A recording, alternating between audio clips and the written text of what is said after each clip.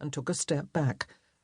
She stared up at him, this time trying to look past those familiar eyes and see what other similarities she could find in his frightening countenance. The same long, thick lashes fringed his piercing gaze. The same shallow dent marked his chin. His hair formed a downward peak in the middle of his forehead, the same as her son's. Except Ewan's hair was longer and lighter, almost a white blonde. This man had hacked his blonde hair short, so it looked darker, and stood up in ragged bristles. Her eyes drifted down to his mouth. He had lips like her son's too, but while Ewan's was soft and childlike, his had firmed with age, while still keeping their full shape. That's where the similarities ended. Her son's welcoming smile was nowhere to be seen. Nay, this man looked grim and possibly cruel. It was there in the twist of his lips, the harshness of his countenance, the quickness with which he was ready to condemn her. He expected betrayal, and she suspected he'd even welcome it, because then he could punish whoever had crossed him.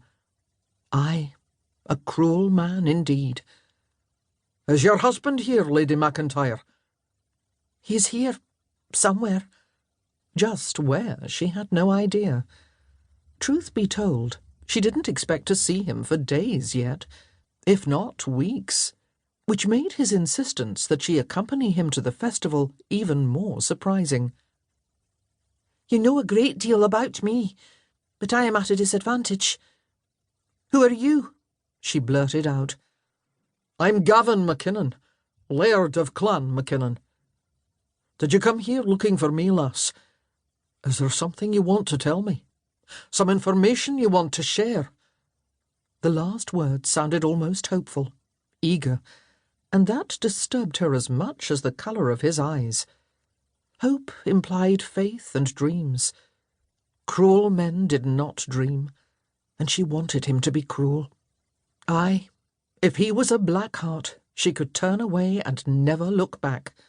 "Nay," she said abruptly, her panic rising again. What information was he looking for? "And you're mistaken. I wasn't looking at you. I was just looking." The eagerness faded from his eyes, replaced by disappointment and frustration, even bitterness. It caused an unexpected pang in her heart. She didn't like that she'd somehow hurt him and put that bleakness back into his gaze. "Aye, you stared at me for a long while. Did you like what you saw? I'm a big man. Some women mistake that to mean the same as rough. Is that what you were hoping for, lass? A hard topping? Did I misunderstand your interest?" His tone was harsh, the words callous.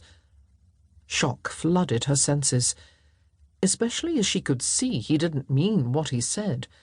He was deliberately trying to hurt her, to diminish her, and it worked. As much as she tried to fight it, shame and fear invaded her body.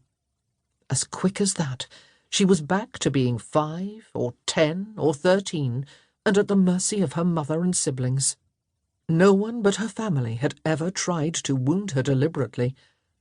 Marrying Lewis and coming to the MacIntyres, despite her young age, had turned into a blessing. Her husband was distant but not unkind, and his clan was respectful. They'd even become friendly since she'd been given Ewan. Her son's laughter and love had opened everyone's hearts. "I do not wish that from you, sir. I do not wish anything from you other than to be left alone." "Everyone wants something, Lady MacIntyre, and eventually I'll discover what you want too." He nodded once, a curt dip of his head, then moved past her into the gathering.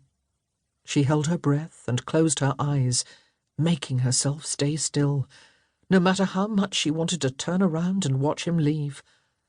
Her throat tightened, and she felt the pressure of tears building behind her eyelids. She would not let them fall.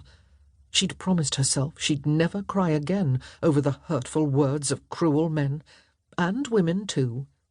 Aye, her mother and siblings had been experts at saying hurtful things.